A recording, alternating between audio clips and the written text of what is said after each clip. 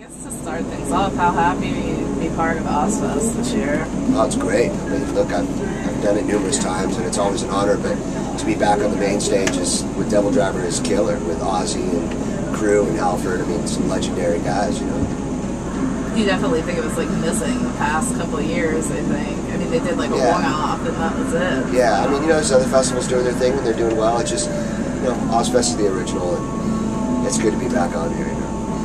So you guys are working on your 5th album now, right? It's done. Recorded? It's done, right? Yeah, it's recorded, and Andy Sneap is mixing it. So. When's the target release date? We're thinking end of February. I'm hoping. We can't wait to get it out. I mean, we had a little bit of time off, so we decided to go in and make sure the record was done. We'd like to put an album out every 20 to 21 months if we possibly could, you know. So what should fans be expecting? It's pretty brutal. It's very intricate. It's heavy. It's fast. It's got a lot of punk influence. It's a total step up and a total change from all of our records. All of our records are different from one another, anyways. If you know DevilDriver, we constantly expand. This next one is the same. So, you know, I read that you guys have so many varying influences. You know, everything from Motorhead to Johnny Cash to across the board. Is there any one album that you remember purchasing that left a lasting impression on you? Yeah. Oh, I mean, like when I was a kid or when I was... Yeah. Oh, yeah. Kiss Alive. Period. That made a huge impression on me. You know, just getting into my parents' record collection made an impression on me. And they had everything from Deep Purple to, you know, Steppenwolf. I mean, like, crazy records, crazy 60s records. So a lot of my influence came from there. Then I found rock and roll and metal and punk and psychobilly and the blues. I mean, I listen to every kind of music. I'm not just up here just jamming just metal, you know what I mean? So what would you say is one of the most important lessons you've learned throughout your career? Important lessons?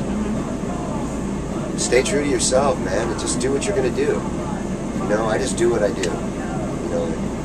You know, you can see a snapshot from the beginning of my career till now, and I've just always been true to what I believe in and what I want to do, from Cold Chamber till now. I think that's one thing that I think musicians need to just stick by. You know, be true to yourself, and everything else will follow.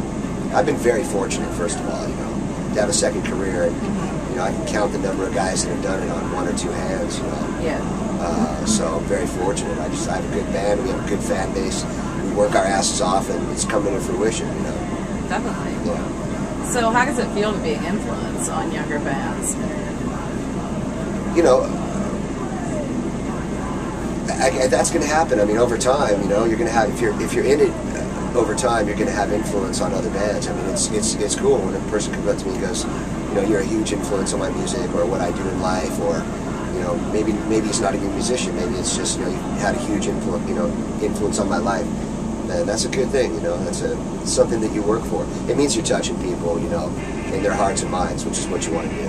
I'm sure that goes the same for fans, too. Yeah. A fan will come up and say, you know, your music has changed my life, or, you know, just helped me through a bad day or time. Yeah, and there's nothing better, man, for a lyricist to hear that.